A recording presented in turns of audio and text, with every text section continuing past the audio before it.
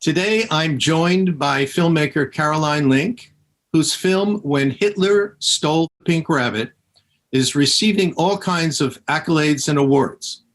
The film's adapted from a children's novel by Judith Kerr, based on her childhood memories. Ms. Link's 2001 film Nowhere in Africa, about a German Jewish family that spent the war years in Kenya, garnered her an Oscar for Best Foreign Language Film. When Hitler Stole Pink Rabbit focuses on 9-year-old Anna and her family's flight from Germany and time in exile. Anna must hastily flee her home, leaving behind her stuffed pink rabbit. Das ist Anna aus Deutschland. Der Flüchtling. Sie geht jetzt mit uns in Klasse. Herzlich willkommen, Anna. So Angst manchmal, Papa, im Moment. Ja, wovor denn? Vor dem Anstecker.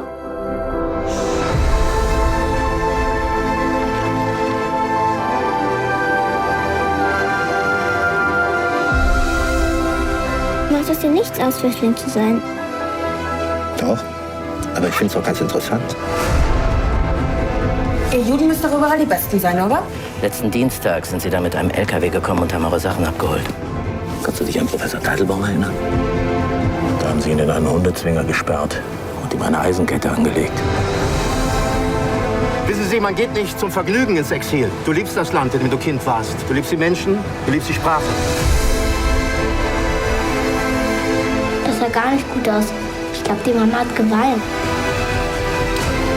Du bist eine sehr dramatische kleine Person.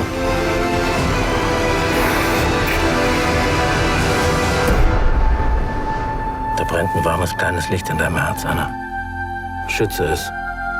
Lass nicht zu, dass es von irgendjemand oder irgendwas gelöscht wird.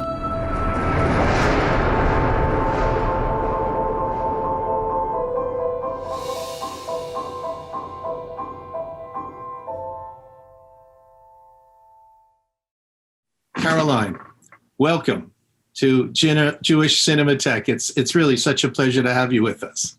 Thank you so much, Eric. I'm glad I can talk to you. So I guess the question really is, you had made a film some 20 years ago about a Jewish family's exile. And I just, the films that you made both before and after that film have been so varied. When the two young German producers came to you with this idea, how did you react?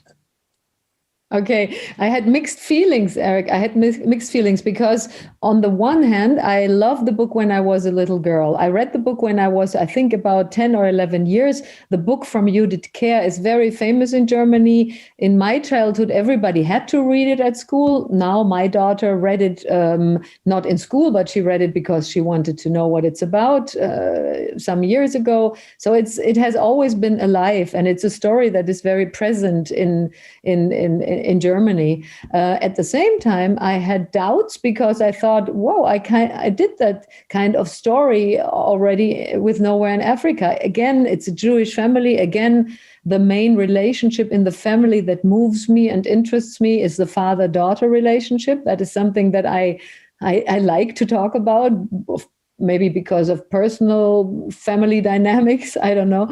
And I was a little bit afraid that I might repeat myself with doing When Hitler Stole Pink Rabbit. And so I was hesitant. But then I met with the producers, I read the book again, and I tried to understand, why did this book mean so much to me when I was a little girl? And slowly I started to fall in love with the story again. And I thought I would like to do it because it is unique in many details and in the way it is told.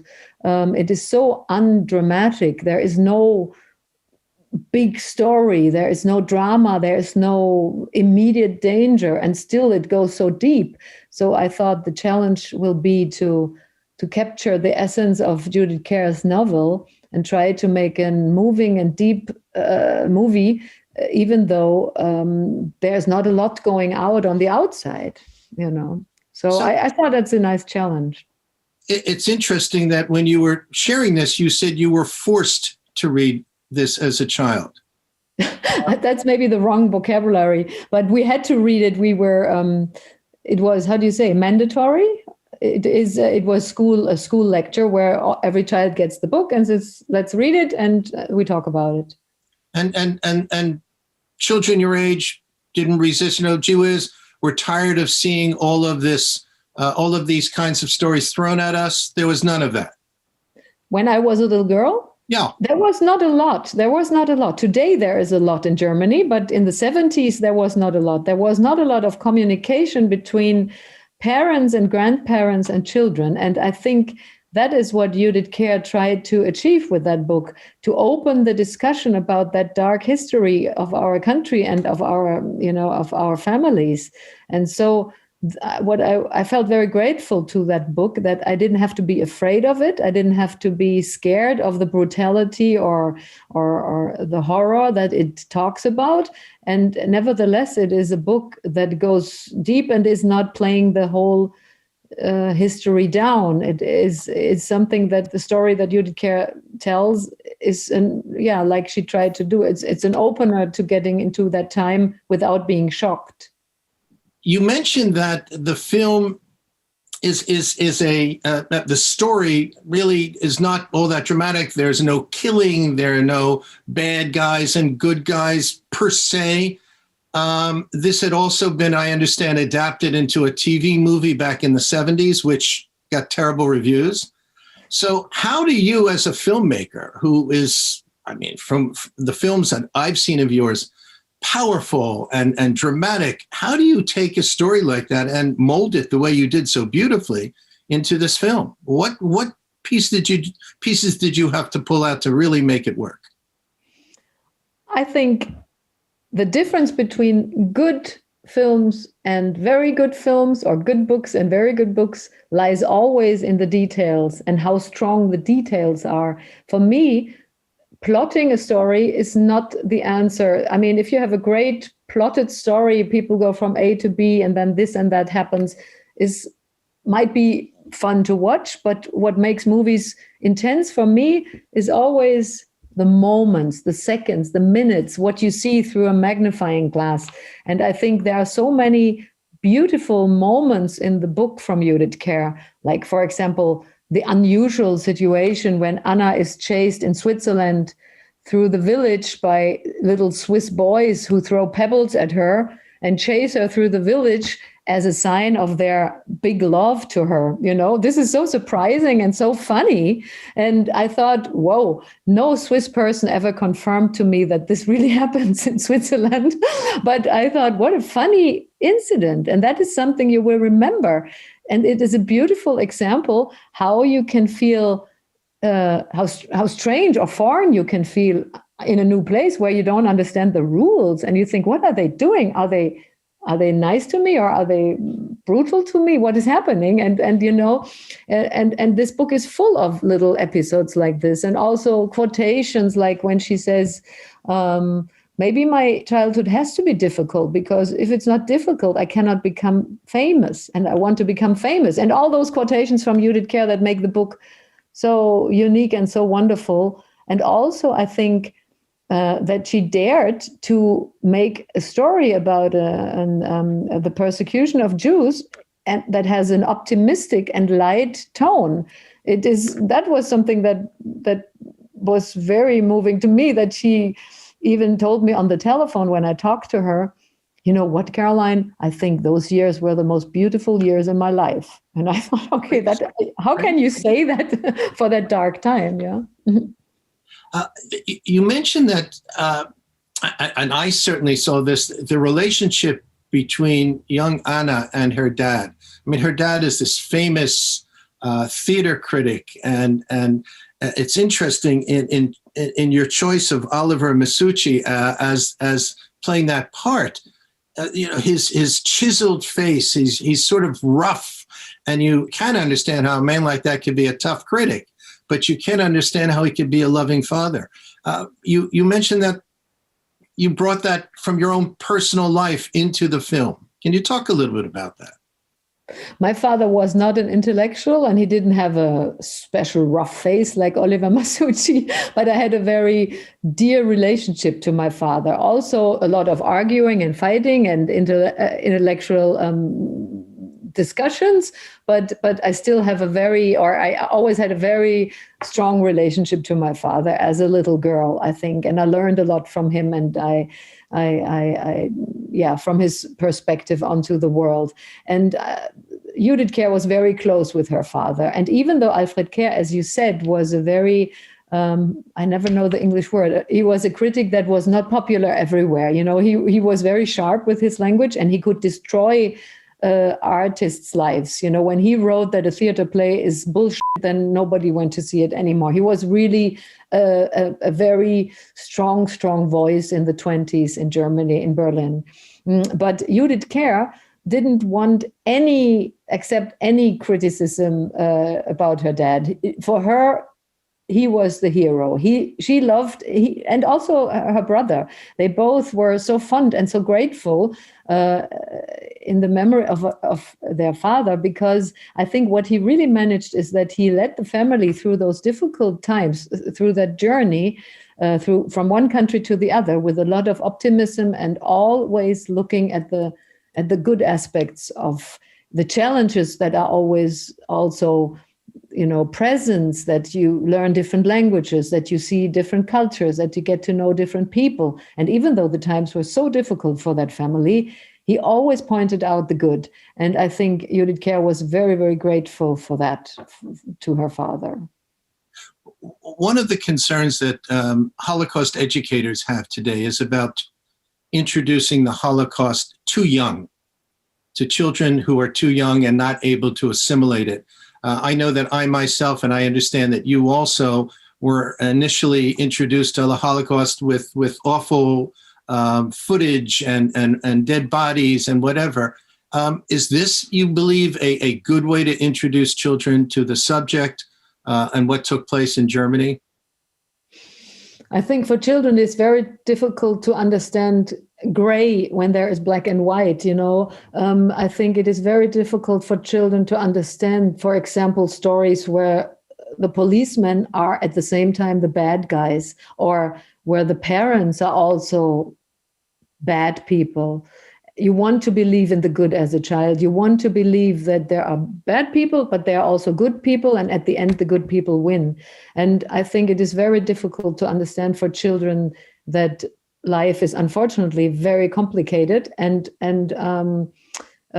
what happens in a country where all of a sudden the judges, the policemen, the neighbors are the bad people, where people like Anna and her family have no place where they can go to anymore and ask for help, even if injustice has been done to them. And that was, for me as a girl, a nightmare. What if somebody robs you, beats you up, treats you really bad, and you have no place where you can run to get help because nobody thinks that you need to be defended, or, you know. And I think that is very, very difficult for children to understand. So I when I talk with school classes about that movie, I always try to talk a little bit about the atmosphere in Germany at that time, why people screamed for a strong hand and a strong Führer and a leader, you know, and then very quickly they start comparing it to our times, and they say, yeah, when it's difficult, you want somebody who comes and cleans that mess up, and you want somebody who gives answers, you know, when the world gets too complex and too complicated, you want people to give simple answers. And then I think this movie doesn't leave children in shock where they just can cry, but they can, that movie or that book from Judith Kerr can open conversations, you know, you can start talking. And I think that is what Judith Kerr intended, and that is what we try to do without playing the dark side down. So that was very important to me, that this one scene where Anna listens to her father and the friend from Germany, and she hears that horrible story about the professor who's been tied to a dog's house and had to, you know, couldn't stand up and eat out of a dog's bowl, and that she hears that, and that is too big for her to understand how somebody can do something like that to somebody. And that this opens for a moment in the movie a window to a very dark place where you don't really want to look to as a child, but it is there. You know that behind that window is something that you don't want to see. And I wanted it to be there, feelable somehow. So in a certain sense, what I'm hearing from you and help us understand Germany today with the refugee issue, Germany's willingness to let in so many refugees, and you also have the right wing, which is growing strong in Germany. So does this resonate today in a very different way for both children and their parents?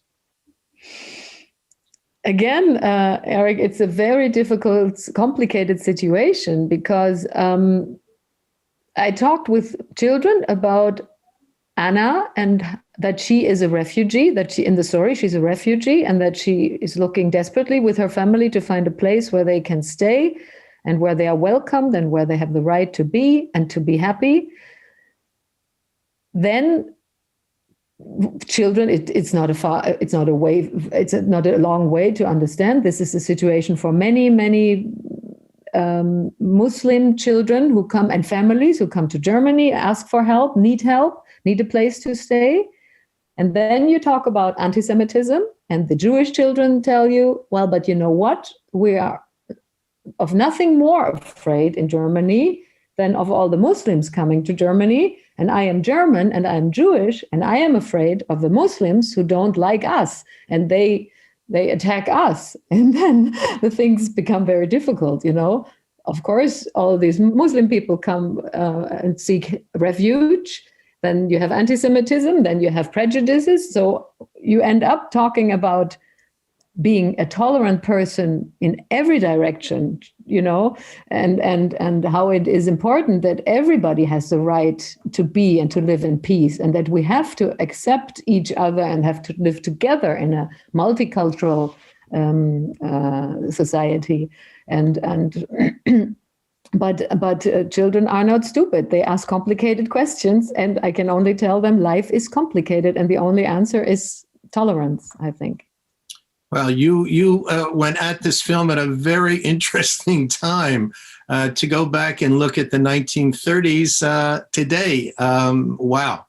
It's not easy to find a good child actor. And Riva Krimilovsky, who plays the part of Anna as a 9-year-old, can you just tell us what it was like to do the casting and how you found her and what was it like to work with her and with other children?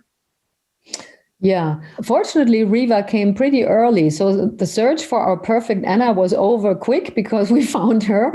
And she was in an agency and she never filmed anything before, but she wanted to do a little something, She wanted to have a shooting day or two, or she wanted to be a part of that story. And she came in our studio, and the first she said was, you know what? I went to the same school like Judith Kerr.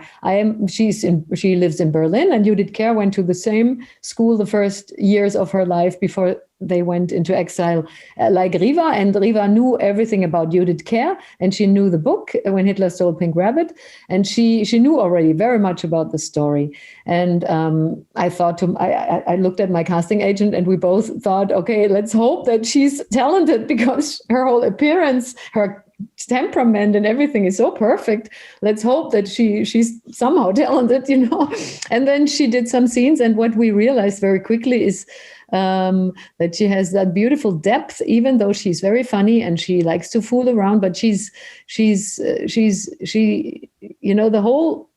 the whole subject matter means something to her. And even though her parents did not talk a lot about the Holocaust with her yet, but since Riva and her family is Jewish themselves, she knows a lot about the dark history of our country. She knows what it did to her own family, to the great-grandmother and the grandmother's family. And so she had a deeper understanding than other little girls that came that day.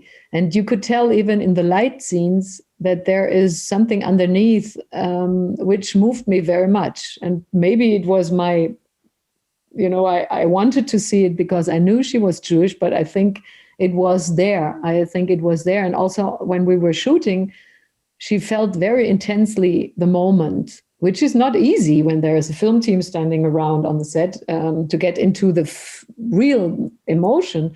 And for Riva, it was easy. She was just perfect. Caroline, one of the interesting pieces, first of all, you as the writer, you tend to prefer to write your films. There was an original screenplay, a treatment that was given to you, but you then felt you needed to give it your own touch.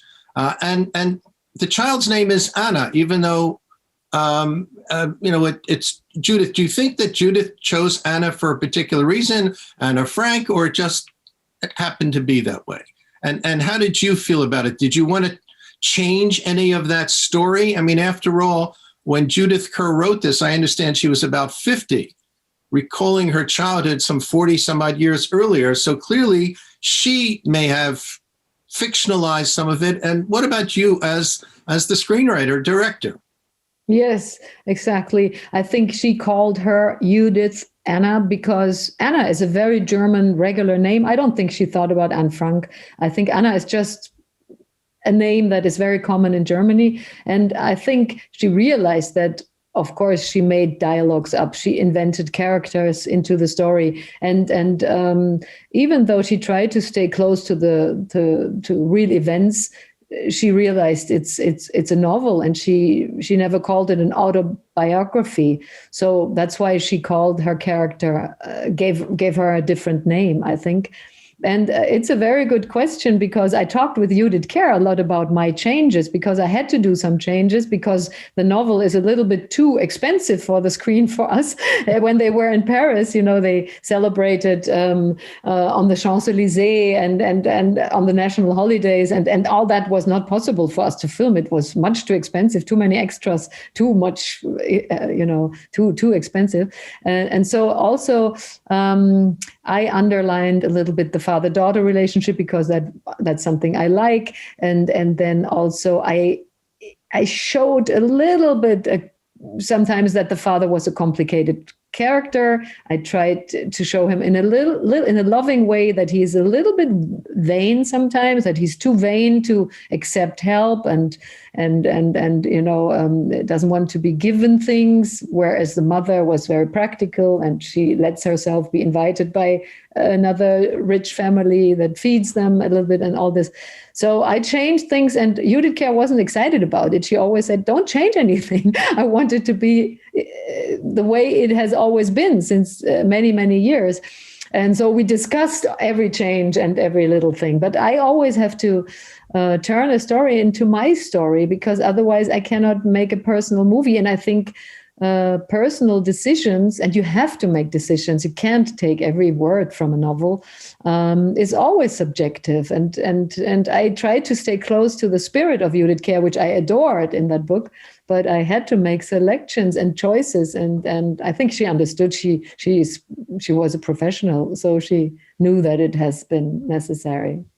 She passed away before the film was finished, didn't she? Yes. Unfortunately, very, very short time before the film was done. Yes. But it's so we wanted to show it. Yeah. Sorry. Yeah. Many directors are just too afraid to, they cut off the original writers, the novelists. And it's so beautiful that you had these constant conversations with her, even though you may have had a different take on things. Yeah, at a certain point, she said, okay, then now shoot it the way you want to shoot it. And then unfortunately, she was too old to travel.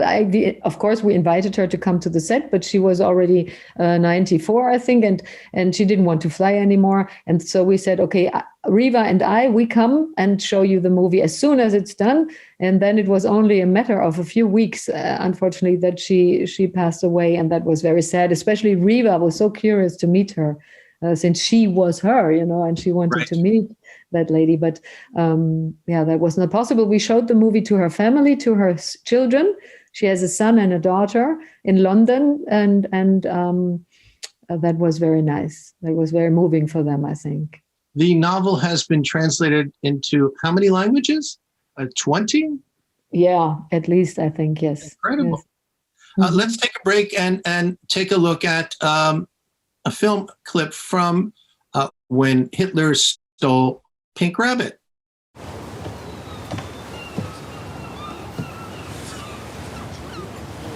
Wer hätte damals gedacht, dass wir deinen 10. Geburtstag als Flüchtlinge auf einem Dampfer in der Schweiz verbringen würden, was?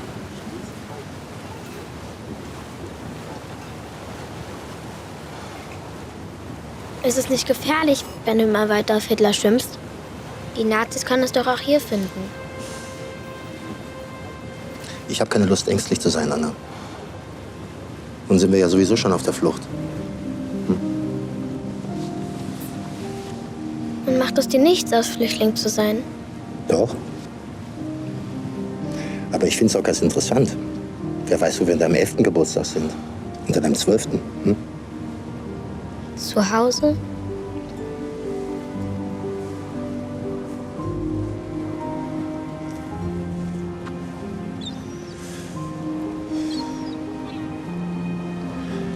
Ich kann ja kein Geld verdienen, Anna.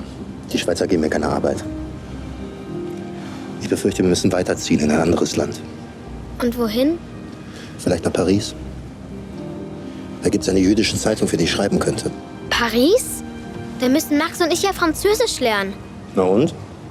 Da sitzt doch ein kluger Kopf auf deinen Schultern. Ich glaube, ich habe mich noch nicht sehr gut daran gewöhnt, Flüchtling zu sein. What we've seen in the last 20, 25 years is that a number of German directors have come forward and decided that they want to make films about the pre-war years, about the Holocaust, about what it was like for Jews and also for Germans during the war. Why do you think that this has happened these last couple of decades? Yeah, a couple of decades, yes, because since I am thinking about politics, I think it has been like this. We have had too many bad movies in television, TV movies, and also feature films in cinema about that time. And you have to be careful not to tire the audience out with cliches and stereotypes, I think. But I think the desire to not forget that part of our history is there and it is honestly there. And like you said earlier, I think the only important thing is that it still means something to the younger people, you know, that they still stay open for talking about how everything started, what the ingredients are for that difficult, dangerous ground on which fascism grows, you know. So if you tire them with stereotypes, then they are not open for that anymore.